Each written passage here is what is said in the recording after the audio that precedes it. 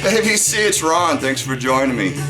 Just sitting back enjoying this nice Memorial Day weekend, day that we honor our fallen veterans here in the United States. So I got a pretty good pile here to show that I've been picking up over the past couple of weeks. A lot of it, you know, I haven't been spending a whole lot of money. I mean, everything that I bought here ranges from $1, mostly from $1 up to $10. A few pieces were a little bit more as they were new, but generally I got a lot of great deals here. So we're going to get going with what's on the turntable right now.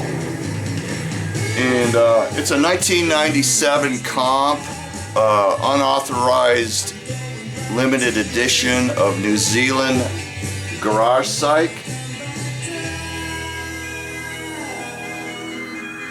And it has a totally blank cover except for the information on the spine. And it comes with this insert. And the band that's on right now is the Gremlins, and the name of the song is Blast Off 1970, and it's from 1967. And here's the bands that are on the record.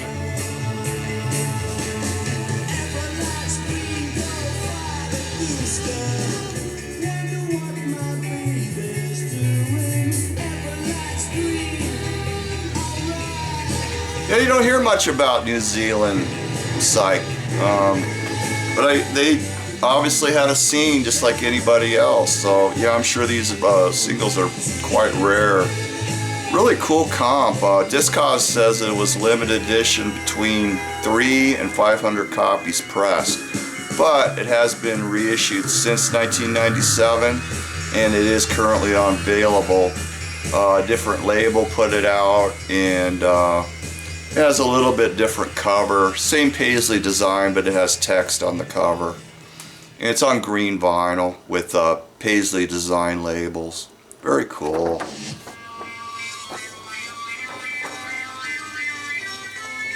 Yeah, I forgot to mention this first pile of stuff here I'm going to show is European.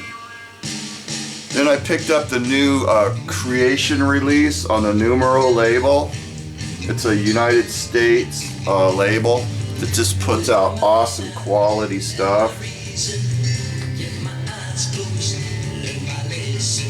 Nice heavy duty cover. I mean, this is a thick ass cover. And it's a double vinyl.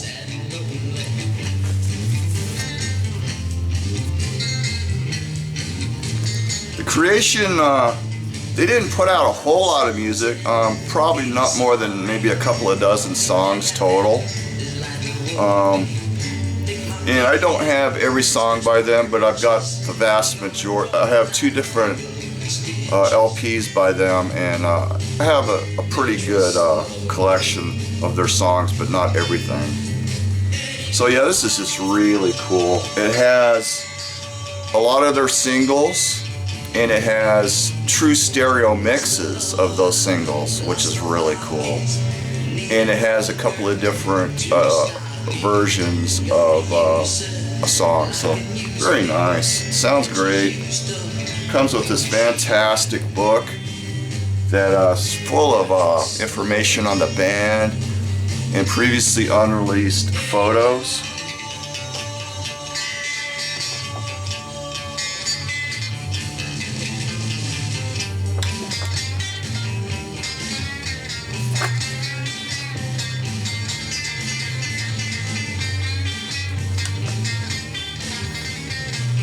The Creation were just such a fantastic band, and they should have been big. Should have been big. Making Time, their first single, I think that's my favorite song by them.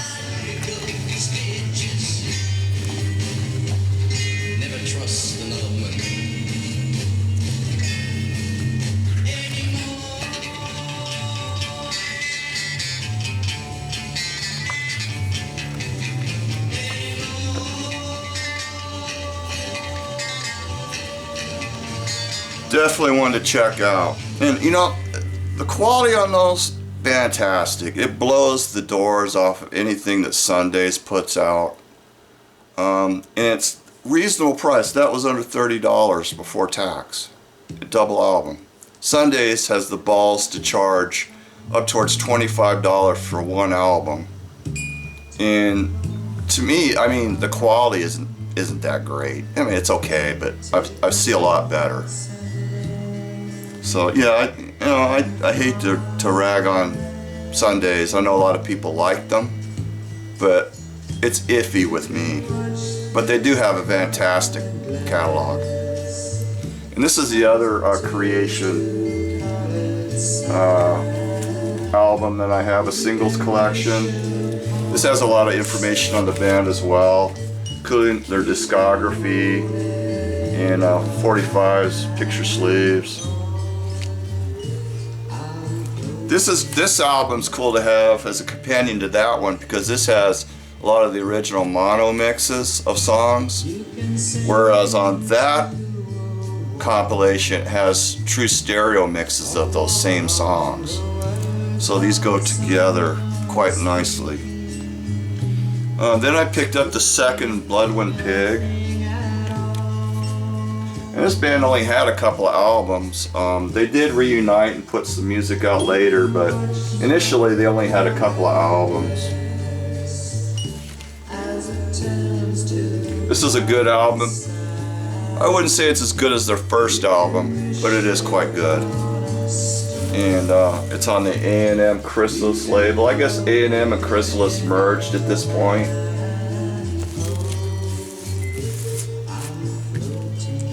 1970 LP. Okay, then I picked up The Ark by Chad and Jeremy. And this is a quite rare album. It bombed in the United States, and it was only released in the US, Canada, and South Africa, according to Discogs. And it is on the Columbia 2i. I got a nice copy of this, and come out in late '68. And it was produced by Gary Usher. And this was the album that led to the demise of Gary Usher. He was fired after this album. He spent an exorbitant amount of money on this LP for 1968, $75,000, just due to the lush production that it has. I mean, fantastic production. But he just spent so much money, and CBS Columbia was just furious because the record bombed, and they took a huge loss in revenue on it, so they fired Usher. I don't know what ever became of him after he was fired. I'm gonna have to find out about that, but this is just a really excellent album, and it's their best. Really excellent Baroque pop psych. Really, really good. I picked up an original UK copy of Traffic, and John Barleycorn Must Die.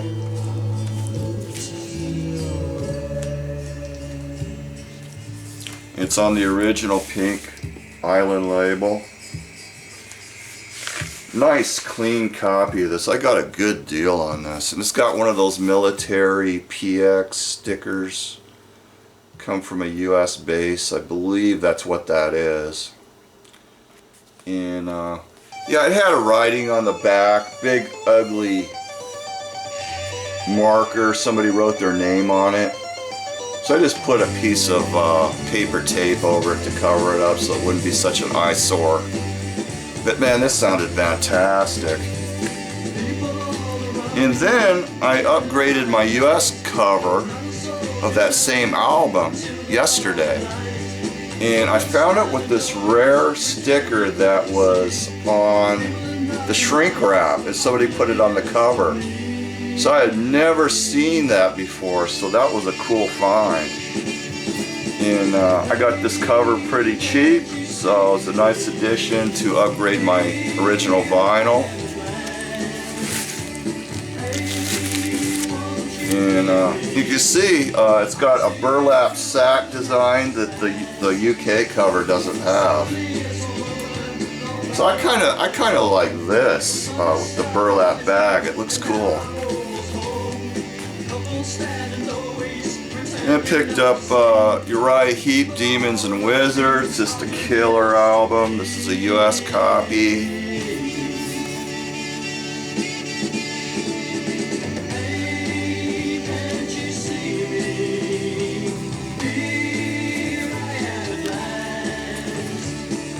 And then I got a rare Kinks album, a variation, and the record itself is really rough. It's like VG minus, but I didn't have one, and it was cheap, so I grabbed it just to have, you know, for a filler copy, and maybe one day I'll get lucky enough to get a nice one.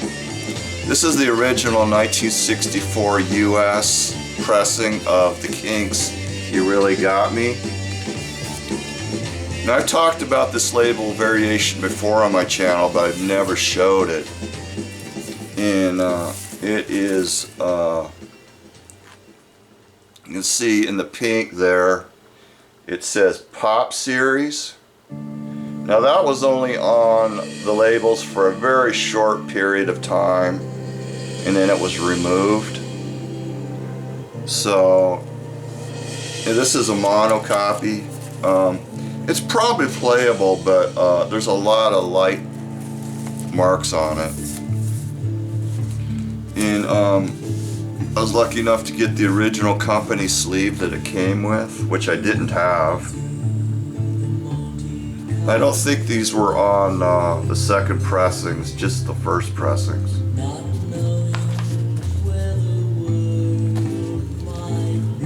Some girl had this and she found it necessary to write on it. And she knew all the names of the Kinks members. She's got their names written on there.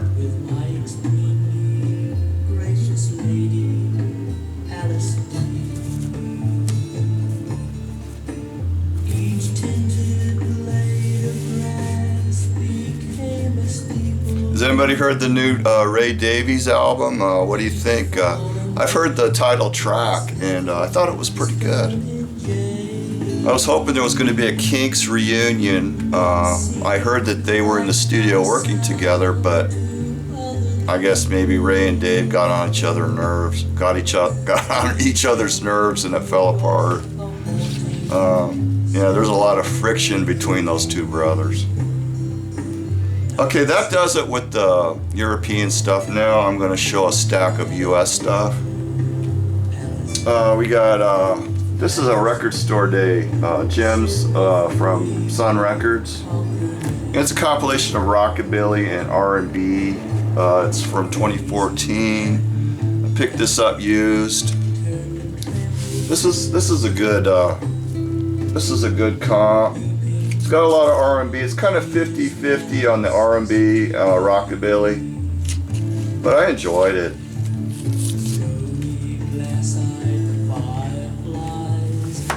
It's an official record store day issue. Okay, this next one, I've been looking for an album by this group for a long time, years and years and years. I never looked on eBay. I never looked at like in the, I never saw anything in the record stores. I was, hoping maybe one day I would come across one in a thrift store or something, and I did. It's the Four Preps on Campus, and this is early folk pop. And this is from the early 60s. I can't remember the year. It might be like 62. And it's on their earlier style Capitol Records label. Now, I certainly didn't want this for the music.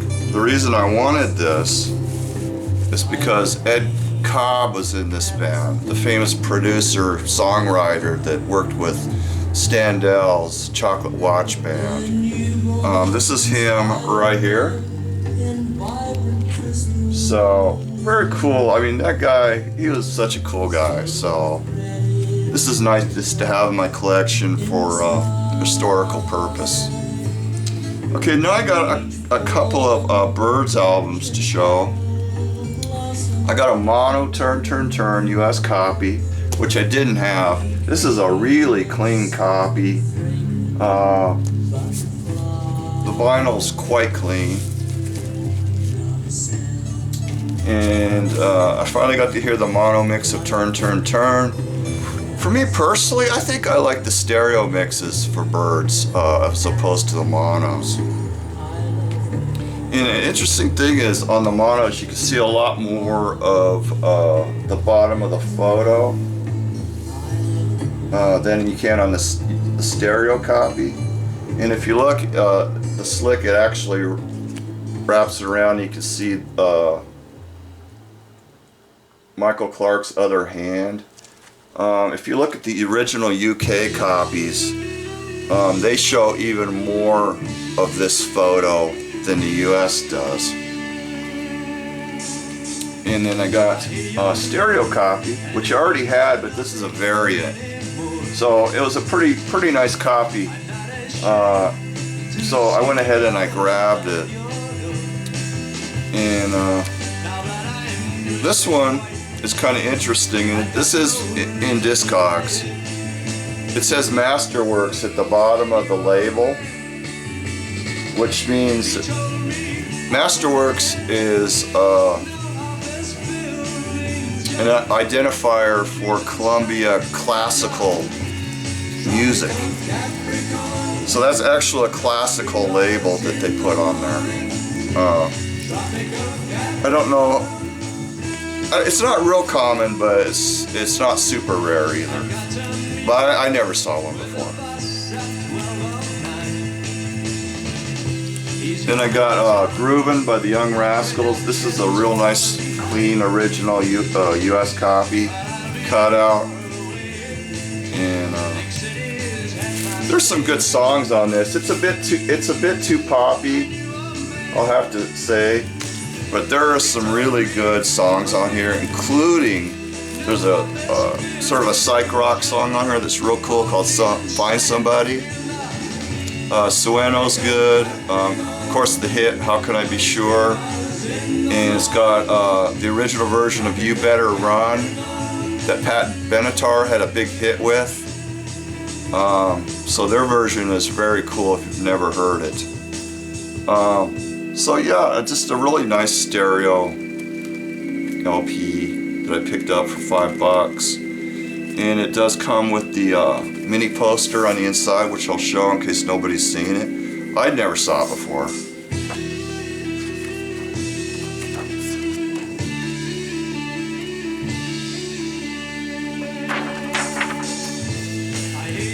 So, yeah, I got the first two albums now. I don't know if I want to progress any further with the Young Rascals.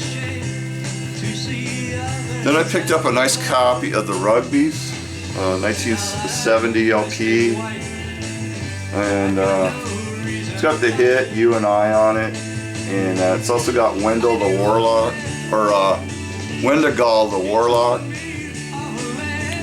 which is really cool. Yeah, there's a few really strong tracks on here, but overall it's kind of weak. Nice to hear the stereo mix of You and I. Now I have the 45, but I never heard the stereo mix of it. Fantastic. In 3 seconds into the song, you can hear the singer cough into the mic, whereas on the 45, they mixed it out. But I read that 45, You and I, that was originally on a small label in Kentucky, where the band was from. It was on the Terra label. So there is a small local pressing of that song, and it was picked up by Amazon and became a pretty good hit. But that song was actually recorded in 1968. Then I got the second Runaways album, an original US copy, real nice condition. It was used as a promotional copy. It's got a punch, and it's got the radio station call letters K106 written right there. I looked up where that could be from.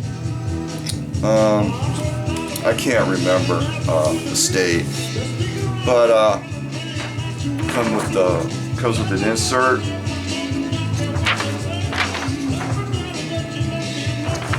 This is just an excellent album. There's a lot of killer stuff on this. The song that really kind of caught my attention the most, I think, was I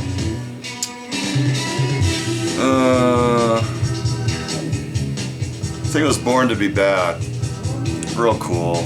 Joan Jett sings a lot of the tunes on this album. And I got the first Tom Petty and the Heartbreakers. And I picked this one up out of a thrift store, and it's actually pretty damn good condition. I couldn't believe it. I got the Dickies Locked and Loaded live, 1990, and yeah, that's what you think it is. It's on Tang label. So this is a good album. It's got all their good tracks on it live. A lot of cool cover versions. It's got the Banana Split song on it. It's got Paranoid. It's got Eve of Destruction.